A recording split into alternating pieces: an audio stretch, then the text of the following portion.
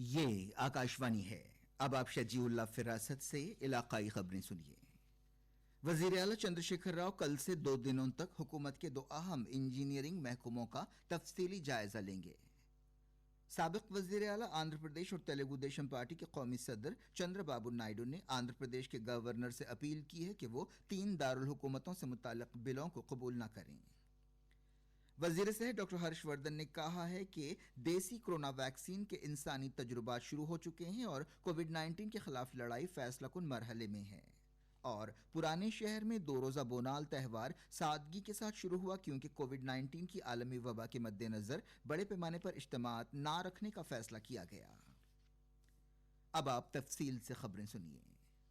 وزیر اعلیٰ کے چندر شیکھر راؤ کل سے 2 دنوں تک حکومت کے 2 اہم انجینئرنگ محکموں کا تفصیلی جائزہ لیں گے۔ وزیر اعلیٰ کل دوپہر 2 بجے سے آبپاشی محکمے کا جائزہ لیں گے اور منگل کو وہ نئے سیکریٹریٹ کے ڈیزائن کے بارے میں بات چیت کریں گے۔ وہ بیرونی ڈھانچے اور اس میں ہونے والی سہولتوں کے بارے میں عہدیداروں کے ساتھ مل کر کوئی فیصلہ کریں گے۔ بعد میں قطعی فیصلے کے لیے ریاستی کابینہ کے اجلاس میں یہ مسئلہ اٹھایا جائے گا، جس کے بعد ٹینڈر کا عمل اور تعمیر کا کام شروع ہوگا۔ سابق وزیر اعلیٰ آندھرا پردیش اور تیلگو دیشم پارٹی کے قومی صدر چندر بابو نائیڈو نے آندھرا پردیش کے گورنر بشوا بھوشن ہری چندن کو ایک خط لکھا ہے۔ 6 صفحات کے اس خط میں انہوں نے آندھرا پردیش کے دارالحکومت امراوتی کی حفاظت کی اپیل کی ہے۔ اس خط میں انتظامیہ کو غیر مرکوز کرنے اور CRDA قانون کی منسوخی سے متعلق 2 بلوں کا حوالہ دیا گیا جو آندھرا پردیش تنظیم جدید قانون کے خلاف ہیں۔ انہوں نے نشاندہی کی کہ ان بلوں کو سلیکٹ کمیٹی کو بھیجا گیا ہے اور یہ کونسل میں زیر التوا ہیں۔ انہوں نے یہ بھی کہا کہ 3 دارالحکومتوں کا مسئلہ ہائی کورٹ میں ہے۔ انہوں نے گورنر سے اپیل کی کہ وہ عوام کے مفاد میں مناسب کارروائی کریں۔ تلنگانہ میں کل 1284 مزید افراد مثبت پائے گئے، جس کے ساتھ ہی کووڈ 19 معاملات بڑھ کر 43,780 ہو گئے۔ ریاست میں مزید 6 اموات ہوئیں، جس کے ساتھ ہی مرنے والوں کی تعداد 409 ہو گئی۔ ڈائریکٹر صحت عامہ کے مطابق شرح اموات 0.93% ہے۔ ریاست میں نئے کیسوں سے زیادہ افراد صحت یاب ہوئے۔ ایک عہدیدار نے بتایا کہ ایک دن میں 1902 افراد صحت یاب ہوئے۔ اس کے ساتھ ہی اب تک ٹھیک ہونے والوں کی تعداد بڑھ کر 30,607 ہو گئی۔ تلنگانہ میں صحت یابی کی شرح 70% ہے، جو قومی اوسط سے زیادہ ہے۔ سرگرم کووڈ معاملات 12,765 ہیں، جو اب تک کے جملہ کیسوں کا 29% ہے۔ ریاست میں 39 ٹیسٹنگ لیبارٹریز ہیں، جن میں 23 خانگی شعبے کی ہیں۔ سرکاری دواخانوں میں 17,081 کووڈ بیڈز ہیں، جن میں سے 15,169 بیڈز خالی ہیں۔ مرکزی حکومت نے کہا ہے کہ اب تک جملہ 6,77,423 لوگ کرونا وائرس سے متاثر ہونے کے بعد ٹھیک ہو چکے ہیں، جس کے ساتھ ہی صحت یابی کی شرح 62.86% ہو گئی۔ پچھلے 24 گھنٹوں میں ریکارڈ 23,672 افراد صحت یاب ہوئے۔ فی الحال ملک میں سرگرم کیسوں کی تعداد 3,73,389 ہے۔ صحت و خاندانی بھلائی کی وزارت نے کہا کہ ملک میں ایک دن میں جملہ 38,902 نئے کووڈ کیس پائے گئے اور ملک بھر میں 543 جانیں گئیں، جس کے ساتھ ہی مرنے والوں کی جملہ تعداد 26,816 ہو گئی۔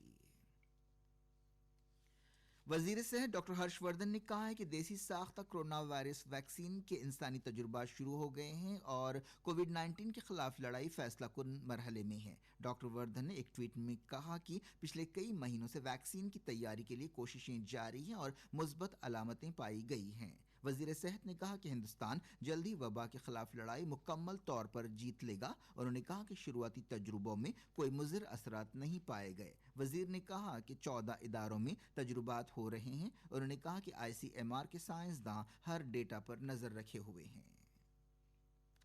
یہ خبریں آپ آکاشوانی حیدرآباد سے سن رہے ہیں۔ پرانے شہر میں 2 روزہ بونال تہوار آج سادگی کے ساتھ شروع ہوا کیونکہ کووڈ 19 کی عالمی وبا کے مد نظر بڑے اجتماعات نہ رکھنے کا فیصلہ کیا گیا۔ لال دروازے کی شری مہاکالی مندر اور ہری باولی کی اکنا مادنا مندر کے بشمول پرانے شہر کی اہم مندر بھکتوں کی پہنچ سے دور رہے، لیکن کئی بھکتوں نے روایتی لباس میں اپنے محلے کی مقامی مندروں میں پوجا کی اور دیوی کو بونم پیش کیا۔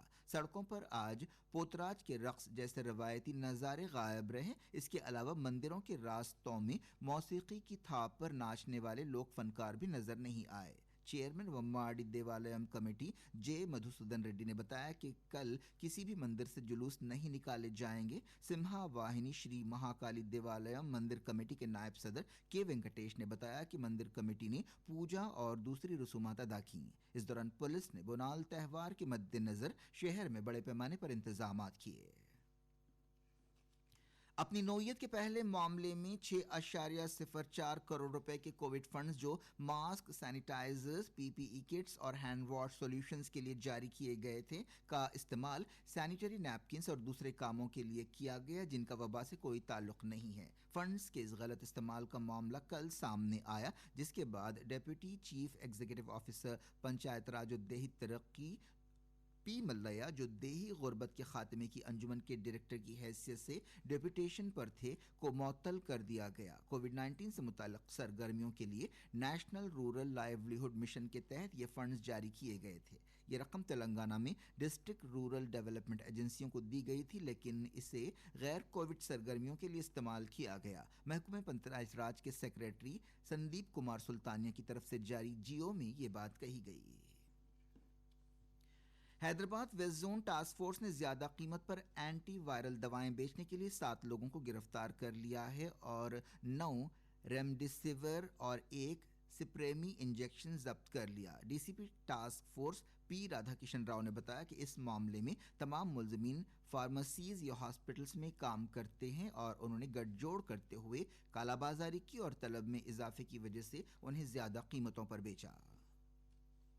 بجلی کا بل وصول کرنے کے لیے گاؤں کا دورہ کرنے والے عہدیداروں کو ایک کھمبے سے باندھنے کے الزام میں 5 لوگوں کو گرفتار کر لیا گیا ہے۔ یہ واقعہ میدک ضلع کے اللہ درگم کے گاؤں مسلح پور میں پیش آیا تھا۔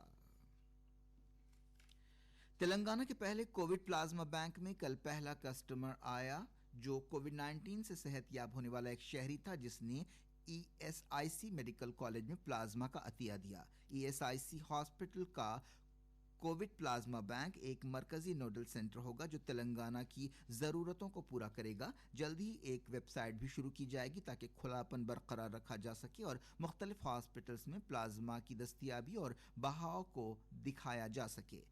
انتظامات کے بارے میں بات چیت کرتے ہوئے doctor Madhuri Tarani Kanti, registrar E S I C medical college نے کہا کہ آئی سی ایم آر سے اجازت اور نئے آلات حاصل کرنے کے ساتھ ہم نے بلڈ بینک شروع کیا ہے اور یہ تمام عطیات دینے والوں کے لیے کھلا رہے گا، لیکن ای ایس آئی سی کو اب تک خانگی دواخانوں کو عطیہ کیے گئے پلازما بھیجنے کی اجازت نہیں ملی۔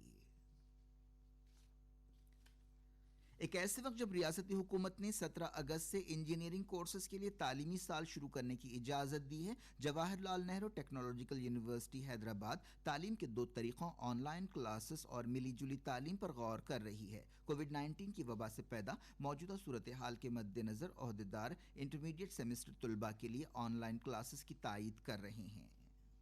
آن لائن کلاسز شروع کرنے سے پہلے یونیورسٹی نے اپنے ذیلی اداروں اور ملحقہ کالجوں کو کسی بھی موضوع پر ویبینار کا اہتمام کرنے کی ہدایت دی ہے۔ عہدیداروں کا کہنا ہے کہ طلباء کے لیے ویبینارز کے اہتمام سے کالجوں کو آن لائن کلاسز میں موجود خامیوں کو دور کرنے کا موقع ملے گا۔